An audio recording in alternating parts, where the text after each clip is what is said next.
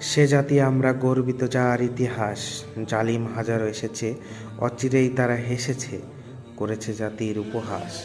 তারা ভাবে মুসলিম কেন শান্ত এত, কোথায় তাদের অস্ত্র শত? যাদের অধীনে ছিল অর্ধজাহান, তাদের হৃদয়ে কেন এতগুলো ক্ষত?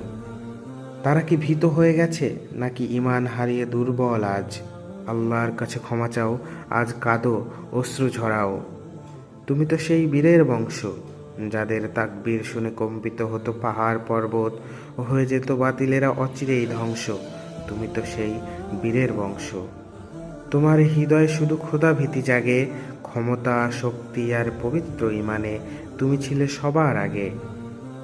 তবে আজ তোমার মাঝে ভীত ভাব আছে, সবই ওই দুর্বল ঈমানের দোষ।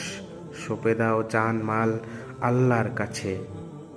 জাগো, জাগো সবাই ঈমান নিয়ে, ভরিয়ে দাও পৃথিবীটাকে পবিত্র ঈমান দিয়ে।